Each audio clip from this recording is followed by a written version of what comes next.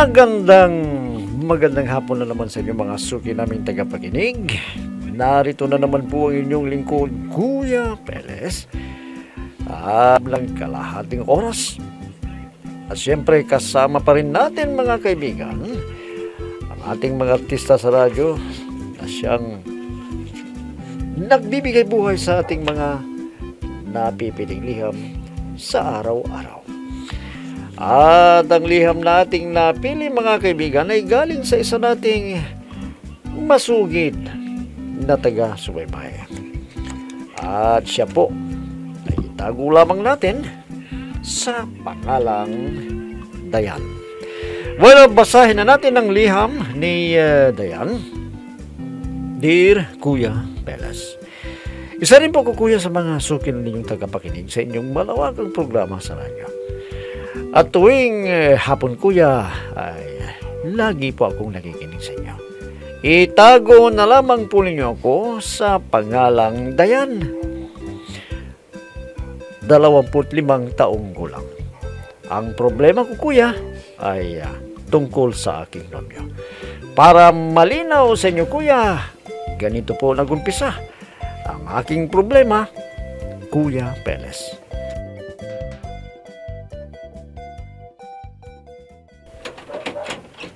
May malaking problema, isang.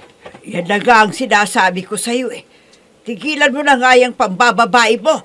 Ayaw mo kasing makinig sa akin. Buti nga yan sa'yo. Tumigil ka nga. Masyado namang advance kang mag-isip. May sinabi ba ako na babae ang problema ko? At isa pa, wala na akong babae.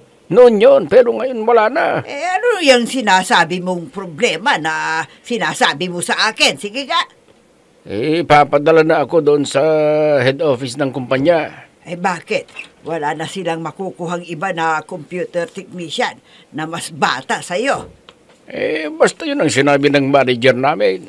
Sa Davao muna daw ako. Hindi ko na rin tinanong kung bakit. Di bale. Sasama na lang ako sa'yo. Ano ka ba naman, isang? Kung sasama ka, paano na ang mga anak natin? O di, sasama na rin natin sila. Problema ba yun?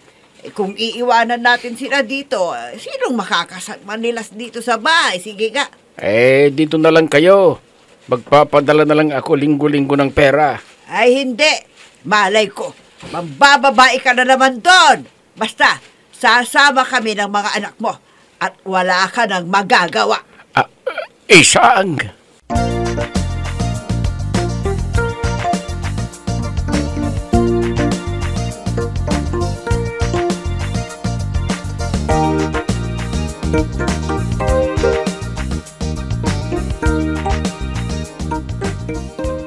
Buti naman at dumalaw ka dito, JR.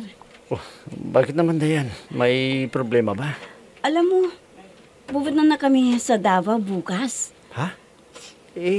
Bakit naman? Doon na kasi madidistino si Itay sa trabaho niya. Kaya magkakalayo na tayong dalawa. Teka, ilang buwan ba kayo doon? Ha, Dayan? Anong buwan na sinasabi mo? Baka doon na kami maninirahan.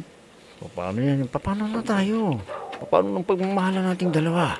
Di, doon ka na lang maghanap ng trabaho mo para magkasama pa rin tayo. Ano naman ang magiging trabaho doon? Alam mo naman na pagsasaka lang yung hanap buhay namin dito na alam kong trabaho. Paano yan? Kung hindi ka pupunta, talagang magkakalayo tayo. Paano yan? Pagsasaka lang talaga yung alam kong trabaho. Alam mo, kung talagang mahal mo ko, gagawa ka ng paraan. Dahil kung hindi, wala na akong magagawa. Dayan!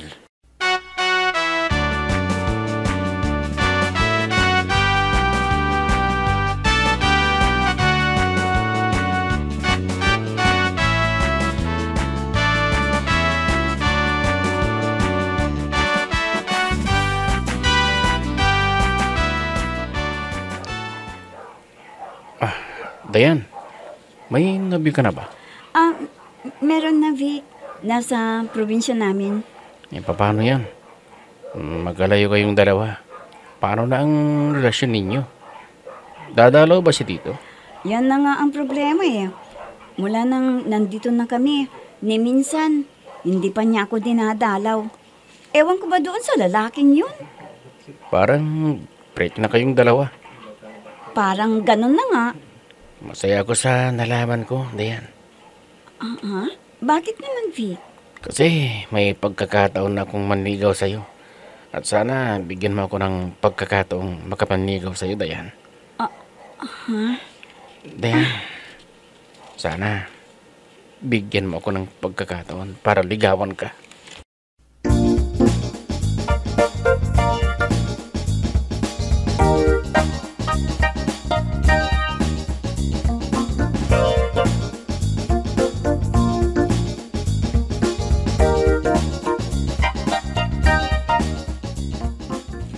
Anak, naliligaw ba sa'yo ang Vic na yon? Opo, inay. Taga saan naman daw ang Vic na yon, ha? Taga Pangasinan din po siya. At dito siya naghahanap buhay. Papaano naman kayo nagkakilalang dalawa? Nagtitinda po siya ng mga gulay dito sa bayan, inay. Papaano na si JR niyan? Hayaan na ninyo yun. Ni minsan, hindi man lang niya ako dinalaw dito sa Maynila. Ano ba yung mga nanliligaw sa'yo? Si JR, isang magsasaka. Si Vic, isang vendor lang. Wala na bang ibang nagkamali na, ibang manligaw sa'yo? Sino naman ang manliligaw sa akin, inay, na may magandang trabaho? High school lang naman ang tinapos ko Maganda ka, anak. At inaasahan ko na sana may professional naman na manligaw sa'yo. Wala Puro walang natapos. Hindi bali, inay, na mababa ang pinag-aralan. Ang importante, malinis ang hanap buhay nila.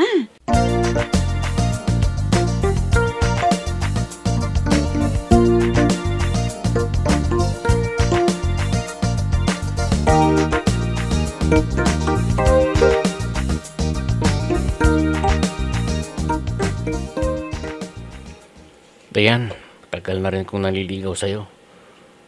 Kumusta naman ang kalagayan ko dyan sa puso mo? Alam mo, Vic, hindi na ako magsisinungaling sa iyo. May nararamdaman din ako sa iyo. Ha? Anong ibig mong sabihin? Hindi na kita pahirapan, Vic. Sa palagay ko naman, mabuti kang tao. Kaya, sinasagot na kita. Totoo, Dayan? Sinasagot mo na ako? Magkasintahan tayo? Oo, Vic. Mula ngayon, tayo na. Pinaligaya mo ako, Dayan. At asahan mo na hindi ka magsisisi sa pagsagot mo sa akin. Naku ha, maraming babae dito.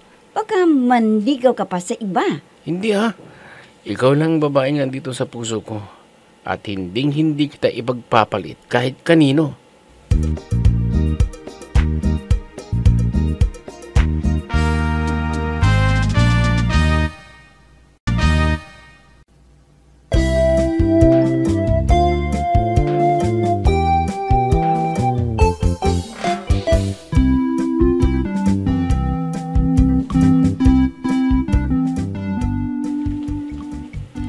Dahil sa matyaga si Vic, kuya, na manligaw sa akin, hindi nagtagal ay sinagot ko na siya. Nakita ko naman, kuya, na talagang mabait siya. At hindi ko siya ikinahihiya, kuya, kahit ganun lang ang hanap buhay niya na isang vendor lang sa palengke. Isang araw, kuya, ay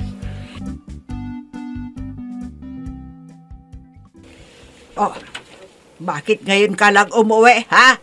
Baka may babae ka na naman. Subukan mo lang. Puputulin ko yung manoy mo. Hindi ako nagbibiro. Ikaw naman. Bakit ba hindi ka na tumitigil dyan sa panghihinala mo na may babae ako? Ay, nako! Nagawa mo na yan noon. Hindi bala yung gagawin mo ulit ang mambabae ngayon. Sinabi ko naman sa'yo na hindi ko na uulitin ang mambabae. Pinangako ko na yan sa'yo, di ba? Bakit ang tagal mong umuwi? Pasado 9:00 na ng gabi. Nag-inuman muna kami ng mga kasamahan ko sa trabaho. At nagpaalam na rin ako sa kanila. Ha? Nagpaalam ka na sa kanila. Anong ibig mong sabihin? Nag-resign na ako sa trabaho ko. Ano? Nag-resign ka na? Paano nang ikabubuhay natin? Ngayon wala ka ng trabaho. Medyo malaki-laki rin ang separation fee ko na matatanggap. Uwi na lang tayo sa probinsya natin at magninegosyo na lang tayo doon.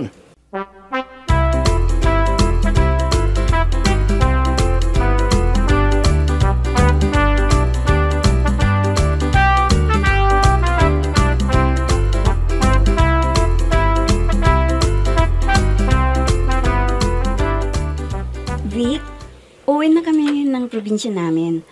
Paano na tayo? Ang relasyon natin. Ano? Kailan ang alis nyo?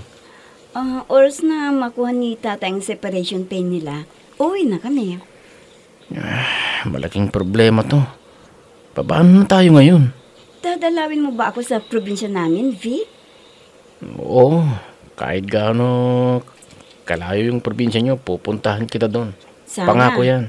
Sige ha, tuparin mo yan. Kung hindi, alam mo na. Alam ko na nandun pa rin yung dating nobyo ko, si JR. Paano yan? Baka magkabalikan kayo ng nobyo mo. Palagay ko may ibang nobya na yun. Paano kung wala na? Anong gagawin mo? Hindi ko alam, Vic. Hindi ko alam. Dahil wala pa kaming personal breakup. Sigurado na kapag nabalitaan niya na umuwi na ako, pupunta yun agad.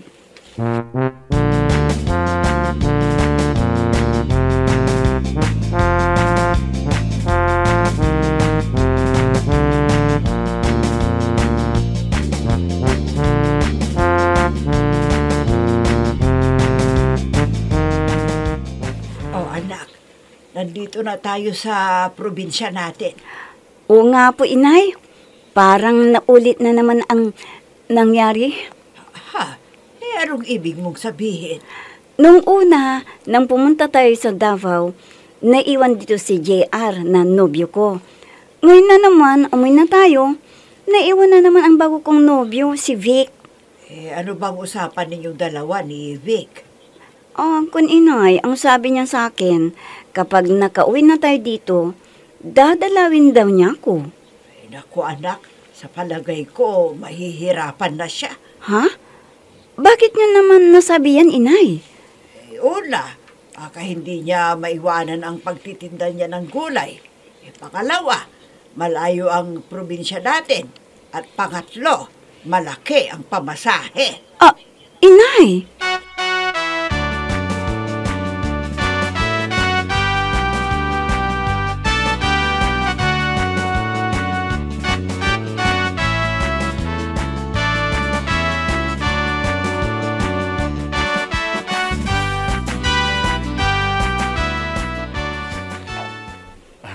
Pasensya ka na, Dayan, kung hindi kita nadalaw noon sa nilipatan ninyo nang umalis kayo. Pinakita mo lang na talagang hindi mo ko mahal, JR. Dahil kung mahal mo ko, kahit minsan sana, dumalaw ka lang. Alam mo naman na nagsasakaw dito sa atin eh. At isa pa, medyo malaki yung pamasahe. Yung pamasahe ko, di ipunin ko na lang. Hindi naman tamang dahilan yan. Kapag gusto mo, may paraan. Pero talagang hindi mo ko mahal. Hindi bale. Total, andito ka na. Ang pag-usapan na lang natin ngayon, yung tungkol sa ating dalawa. May ipon na ako, pwede tayong magpakasal. Humanap ka na lang ng ibang babaeng pakakasalan mo. Imposible na wala ka pang nobya hanggang ngayon. Wala pa ka, Dayan. Dahil hinihintay kita. At ang gusto ko, magpakasal na tayo sa lalong madaling panahon.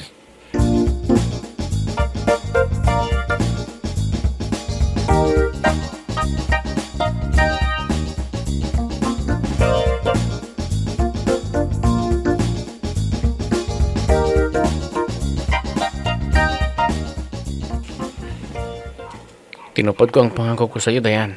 Nandito ako ngayon. Ha? Akala ko, nagbibiro ka. Mahal kita, Dayan. Kaya ako nandito para patunayan sa'yo na mahal kita. At handa akong pakasalan ka. Mahal din kita, Vic. Kaya lang, Kaya lang ano, kwan kasi, Vic. may sapat na akong ipon, Dayan. Pwede na tayong magpakasal. At hindi na ako babalik ng Davao. Dito na ako maghahanap buhay. Kapag pumayag ka na pakasal sa akin, magpakasal na tayo. Vic!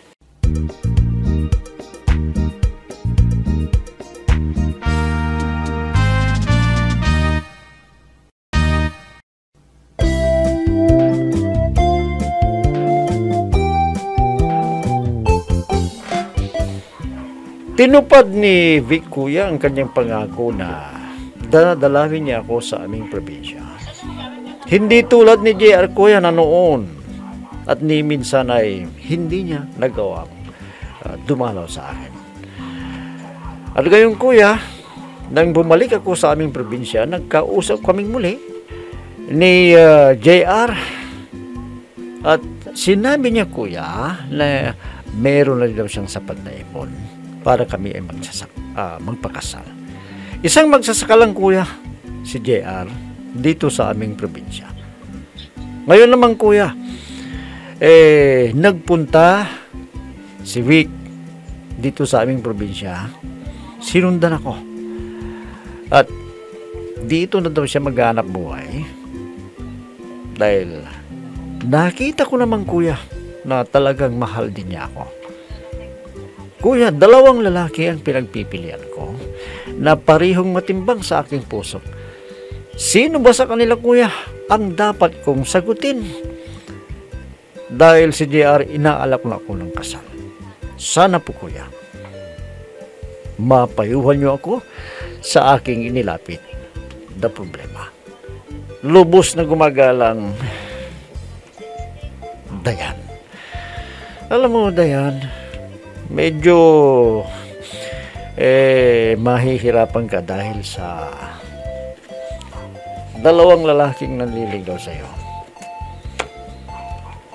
Nauna, nobyo mo na pala si JR. Kaya lang medyo nagkagulo kayo dahil nga dilipat yung hanap buhay ng kanyang ama sa Maynila, sa Davao pala. At doon na sila nanirahan ng kulang-kulang 1 taon. At doon mo nakilala naman itong si Vic, na isa palang tindero ng gulay sa palengke. Medyo malakas ang kitaan dyan sa mga pagtitinda ng mga gulay na yan, o kaya mga prutas.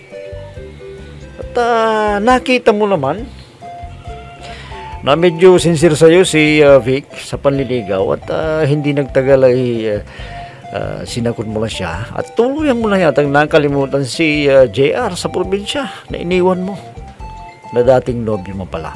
Ngayon, nang nabalik kayo dyan sa inyong probinsya, muling nagpakita at nag-alok na sa'yo ng kasal itong si JR. Ngayon parang naguguluhan ka. Ang problema ngayon, hindi mo alam na tinupad pala ni Vic ang kanyang pangako na dalawin ka dyan sa inyong probinsya. Ngayon naguguluhan ka kung sino sa kanilang dalawa ang pipiliin mo. Abay, Dayan, timbangin mong mabuti kung sino talaga ang mahal mo. Si JR, alam kong mahal na mahal ka rin. Alam mo naman na sinabi niya sa'yo kung bakit hindi ka malang ay napakalayo naman. Nang pinuntahan ninyo, kaya ni minsan hindi ka niya nadalaw. Meron naman siyang dahilan. Pero alam ko na mahal ka. Pero itong si Vic na nagtitinda ng gulay, pinakita naman na talagang mahal ka. Dahil hanggang sa probinsya, sinundan ka. Ikaw ang bahala na tumimbang kung sino o alin sa kanilang dalawa. Kung sino ba yung mas matimbang sa puso mo, yun na lang. Pero hindi pa naman siguro panahon para magpakasal ka. Pag-isipan mong mabuti, Dayan, kung sino talaga ang dapat mong pakisamahan. Dahil yung pagpapakasal, habang buhay na pagsasama yan. Kaya siguro pinapaubaya ko sa'yo kung sino man yung mas matimbang dyan sa puso mo. Yun na lang siguro ang pakasalan mo. Total, agresibo naman silang dalawa. At, gusto kong pakasalan. Pero hindi pa lang siguro panahon para magpakasal ka sa ngayon. Pag-isipan mo munang mabuti. Malay mo, hindi nagtagal, may magbago. Naintindihan mo ba ang ibig kong sabihin sa iyo na yan? Ikaw na mismo ang makapagsasabi sa sarili mo kung sino ang dapat mong tanggapin at pakisamahan ng habang buhay. Bueno, yan na lamang sigurong masasabi ko sa iyo, Dayan. At naway, kahit pa paano, ay napayuhan kita sa iyong inilapit na problema. Bueno mga kaibigan, hanggang bukas na muli sa ganito ring oras at timpilan, inyong abangan at pakinggan ang programa Peles at your service.